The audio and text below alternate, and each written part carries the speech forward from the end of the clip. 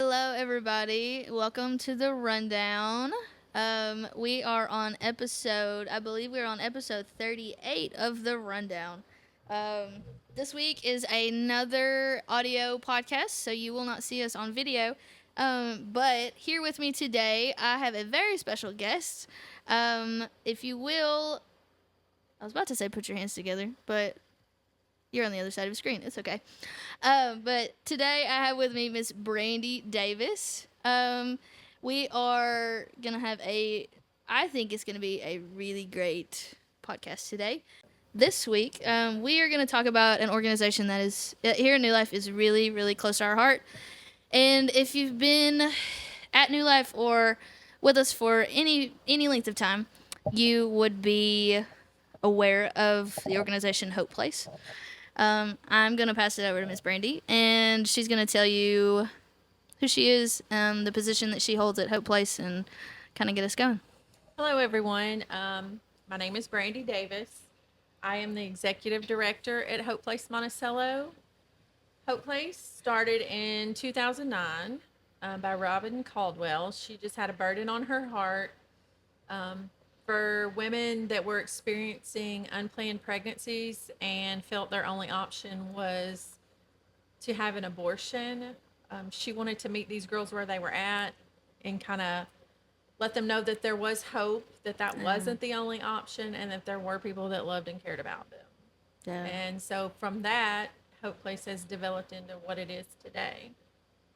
So Hope Place is not only, it's not just a Monticello thing, so there are Hope Place organizations across the state. I understand that? So, yes. So we have Hope Place Monticello, which is the original Hope Place that Robin started. Okay. She assisted in starting one in Warren. Gotcha. So there's a Hope Place in Warren. There is a Hope Place in Fordyce, one in Newport, and she is currently in Berryville, working with a pregnancy center there. It goes by a different name. But we were all kind of started with the help of Robin Caldwell, but as far as finances, office hours, that kind of thing, we're kind of all separate. So it's all like same name, but all operate independently. Yes. And in Arkansas, there are many, many more pregnancy resource centers, maternity homes, that sort of thing. That is awesome. So how did you get personally involved with Hope Place? So initially, our church, we support Hope Place monthly. We have for a long time. And at a point, Robin approached Pastor Tim about having someone on the board, and she had asked him to do it. And of course, he's a pastor and he's busy. And so he asked me if I would be willing to sit on the board at Hope Place. And I was like, sure. So I was a board member for quite a while. Whenever I had my daughter, Hattie Grace, that passed away, I volunteered with their food pantry during that time while I was on maternity leave. And so it became a very special place. At that time, Robin was she was moving out of town to the Newport area, which is where she started one of the other Hope Places. But she was moving there, so she was in transition and trying to find someone to fill the position of executive director, which became Angie Price. And she was there several years before her husband, he got a lead pastor's position in North Arkansas. And she had approached me about it, and I kind of was like, yeah, I don't think that I can take the position right now as executive director. I said, but I'll pray about it. And I came back to her and I was like, yeah, no. And then the Lord just kind of convicted me. Pastor Tim was preaching, he had a sermon series, and he made the statement in one of his sermons on a Sunday morning that not sharing your testimony could be a matter of life or death. And for me, like in this circumstance, like it was literal life or death. Yeah, it really is.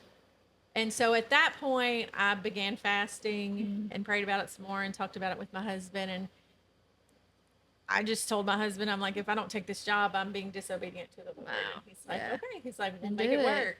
And at that point, we didn't know financially how the ends were going to meet. Yeah. because I had been at my place of employment for about 10 years. I was comfortable. Yeah. Um, I love my job there. I love the people I work with. But, and I was devastated to have to tell them that I was going to be leaving. Mm.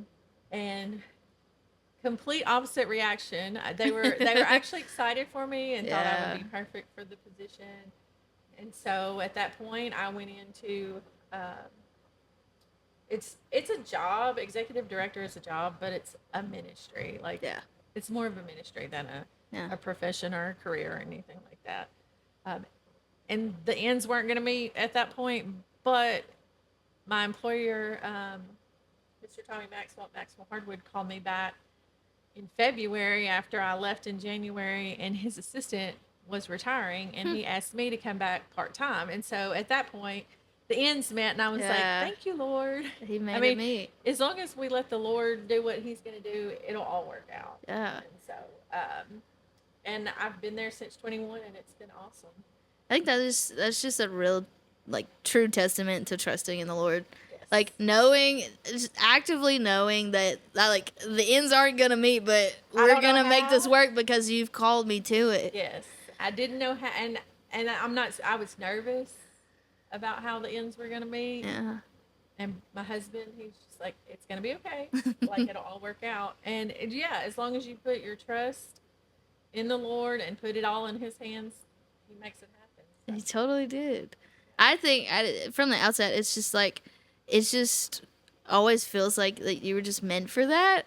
Like if that confirms it even further, even yeah, now I've years had the other later, people tell me that. like it, I just think that is your ministry. I just kind of see that synonymous with you. Yes, and it's kind of, it seems even more awkward for someone that doesn't know our situation, that's just kind of looking in from the outside, with us having lost Hattie as a baby. Right. I mean, there are still things that I can't participate in just Yeah. outside of like baby showers and things like Yeah. that. But It's I tough. can minister to these women who feel like there are no other options, Yeah. because I know there are. Yeah. Because the doctors wanted us to have an abortion, and we were like, absolutely not. Mm-hmm. And they probably thought you were crazy. Yeah, there Probably. was one doctor that I feel like understood, Yeah. and she said, whatever you guys decide to do, I'm going to stand there with you and walk through that with you. And she did. And she checked on us after we came home from the hospital. But for someone that doesn't know, they would be Yeah. like, that's kind of an odd job or ministry for someone that lost a baby. Yeah. But I look at it as, I went through what I did, choosing not to have an abortion, knowing that the outcome of the pregnancy could be death for my daughter, but fully trusting in Him that regardless Yeah. of what the outcome was, I knew that God was good and He was going to take care of us. Wow. And through this job, I'm able to let other women know that Yeah. that's the case as Well, well. and it puts like purpose to the pain that you guys experience, you know? And it's like, Yes. and a lot of people will probably be like, why would you knowingly put yourself through that? But like, because you experienced all of that with Hattie, you're now able to like, to encourage women who, again, like you said, because of the political and social climate of our country today, women are made to feel like there is no other option because the loudest voices are telling them that abortion is the option. Yes. And which is absurd. It's not the only option. Yeah. And two, during that time, reading my Bible, I come across notes that I had written in Luke. I can't remember the chapter. It was another sermon that Pastor Tim had done, where I had made notes that said decisions made for Christ are never easy.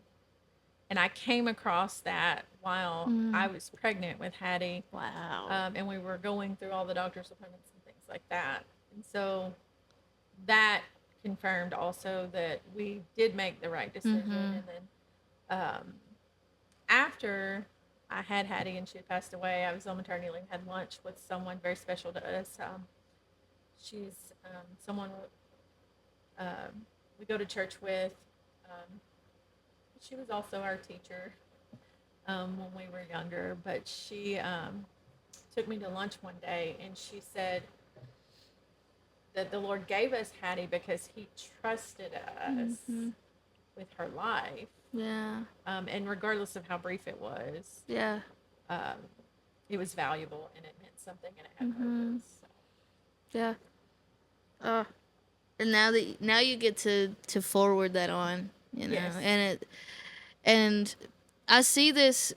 We're not gonna take this political. We could take this in many different directions, but I'll just say this: there are a lot of conversations being had about like bashing Christians. I was trying to put it in the right words. Lots of like Christians being bashed for, okay, well you're against abortion, but like you don't take care of them once the baby is had. And I feel like Hope Place also answers that and rebuttals that Yes. in a big way. Just the political climate. They try to put this narrative out there that pregnancy resource centers or pregnancy help organizations, which is what a lot of them go by these days, are out there giving false information to women and making them believe that we're medical facilities. That is like the biggest lie ever. Some of the pregnancy centers do have medical staff and are able to provide ultrasounds, STD testing, that sort of thing. Our particular one, Hope Place, does not. We have never, under any circumstance, led anyone to believe that we are a medical facility. If they call us and they need medical care, they are referred to a doctor's office doctor. or an emergency room, depending on their Right. circumstance. Yeah. But what we are there to do is to let these women that find themselves experiencing an unplanned pregnancy know it is your choice what you choose to do, but this is not the only choice you have. Abortion is not the only choice you have. You have the choice to meet with someone about adoption for your child. Yeah. Or you can choose to parent, and you can. And we'll be here with Parenting's you. hard. It's hard. Yeah.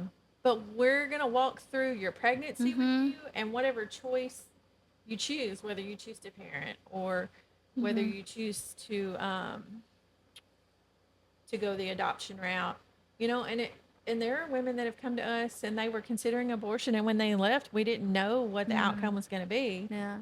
And should they choose to have an abortion after they meet with us, when they leave our office, they know, regardless of the choice, that they can come back to us and be supported. Yeah. Yeah. And so we can support them post abortion too, because there are going to be emotional effects, mental health effects. Culture will lie to you and tell you that there's not. It's just like you go to the doctor and your problem is gone. That's not the case. And so we walk with them through all of it. We provide the education to parent, because a lot of our clients are new parents and they don't have a support system that taught them how to parent. Like they weren't parented well. They weren't parented well. They didn't have good examples, and so we're able to educate them on that and offer them the support that they need, and then in turn they can get material assistance with clothing, anything you would need for an infant. Food assistance. We offer 2 meals a week in addition to other extra items for our moms that come to classes. So we're meeting more than just diapers and wipes. We're providing more than that.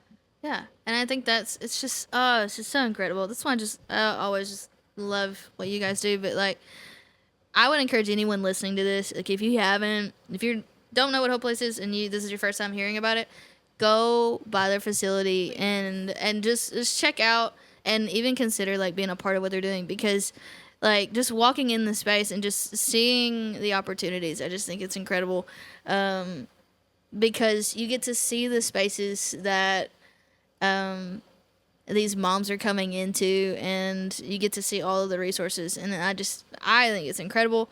I think everybody should be a part of it. Yes, and you don't have, you can call and say, hey, I'm coming up there on whatever Tuesday, Wednesday, Thursday, or you can just stop by. And if we have time, like we're gonna show you around the building, tell you about what we do. We're an open book. Like we want people to come and visit and see what we're doing with the ministry, and if they choose to be a part of it. So to ask this question, because I'm just trying to think of questions that anybody on the other side of this might be thinking or want to know. So Hope Place is considered a nonprofit, correct? Yes. So y'all do not. So y'all receive independent funding from donors. So our funding, most of our general operating expenses are covered by local churches. If it weren't for our local churches and some individual donors that contribute on a consistent monthly basis, like we would not be doing what we do. Yeah. We do have the opportunity just within the last, just since I started in 21, since I started, the state of Arkansas has set aside money for pregnancy help organizations, which now include maternity homes, any organization that is nonprofit that helps a pregnant mother. Other than abortion clinics are not eligible for the funding. But we have the opportunity to apply for a grant that way. And that does help with some of our expenses. We're able to do more than what we can with just our monthly donations. And then there's a fairly new organization called AR Future Foundation. They have private donations that they do mini grants with once a year, and they had 2 this year and we applied for that and we're able to get that. And with that, we covered our food expense for our food pantry for our moms, and then we also took care of it's the diaper bags and all the things that go in it for our car seat program. We were able to purchase like 20 or 21 of those. So That's awesome. there are other opportunities now that there weren't Before. 5 or 6 years ago. Yeah. To help with things like that. So in a perfect hypothetical world, if you were to have unlimited resources, what are some goals and some things that you would desire for Hope Place? Unlimited resources. Yes, wouldn't we all want that? A new building, a brand new building that was built so that we had room to grow, because we were fortunate to get the building that we have, but we have outgrown it, and we're constantly moving things around to accommodate what we need to do. And it has begun to have structural issues within the last 2 or 3 years. And so any extra funds that we had then, we've put into fixing the building, which is not ideal. We were blessed that we had the money to do it, but in an ideal world with unlimited funding, we would have a new building, a maternity home. We don't have anything like that. No. Here in Southeast Arkansas. I think the nearest one's probably in North Arkansas. We would be open 5 days a week, Monday through Friday. Yeah. 9:30 to 4:30 every day, and maybe some evenings. We would be able to pay staff to do that. Right now, we're only open Tuesday through Thursday, 9:30 to 4:30. And we would be able to staff therapists and meet more needs in more areas than what we're doing now. Yeah. And we would be a medical facility that offered ultrasounds and other medical care. Could do so much. So if anyone's listening to this and you would like to become a donor, these are the things that you would be taken care of. Yes. So if you are interested and this is something that you would like to pour your heart into and to be a part of, definitely reach out to them. Reach out. Our website is hopeplacemonticello.com. We have 2 Facebook pages. One, our donor page is Friends of Hope Place, and we have a client page, which we do ask our donors to go and like that page as well and help share that so that more women are seeing what we're doing. And it's just Hope Place Monticello. So we've heard backstory. We've heard more practical things and operating things. Are there any specific stories or like a standout story? I mean, obviously omitting like names and all of those things, but are there any stories that maybe somebody listening might could further connect with? So there is the misconception that our program is just for low income families or women, and that is completely not true. Our services are free to anyone that needs them, regardless of income background, race, gender. It doesn't matter because we do have some dads that come now. We had a mom that came to us last year. She's married, had a full time job. Her husband had a full time job. She was definitely not expecting to have another baby, and they found themselves expecting Oh, wow. again.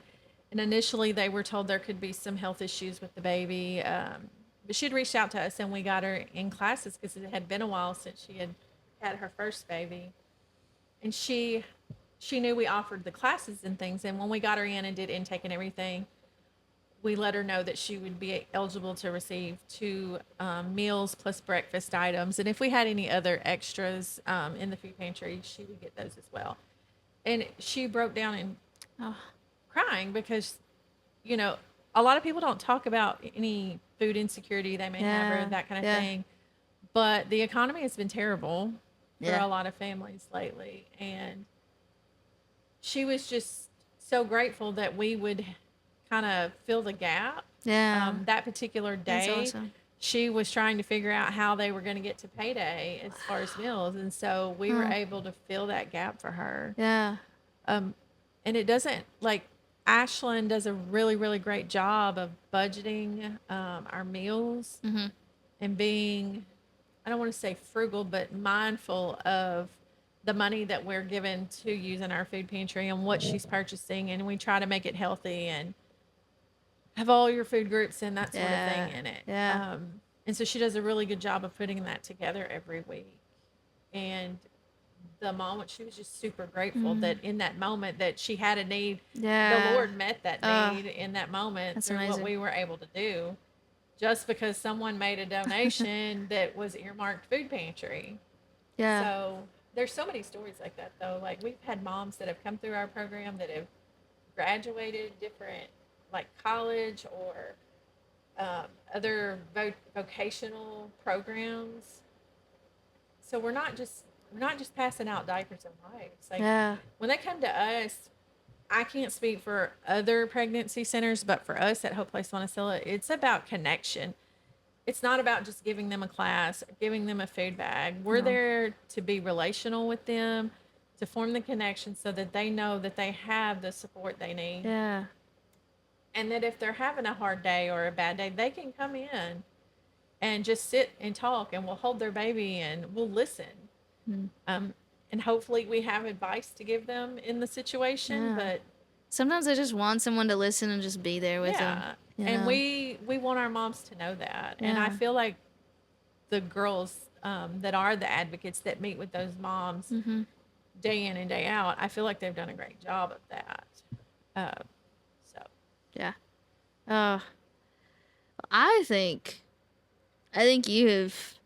I think we've fully educated everybody today, and honestly, I think this has been a great talk. So if you're listening to this and any of this pricked on your heartstrings and you are interested and want to know more about Hope Place, you can find them online, or you can go visit them in person. Yes, 224 South Main Street here in Monticello. We're right beside the courthouse. Can't miss it. All right. Well, that is all we have for you today on the rundown. Thank you, Miss Brandy, for joining us today. Thank you for having me. This has been incredible. We'll see you next week on the rundown.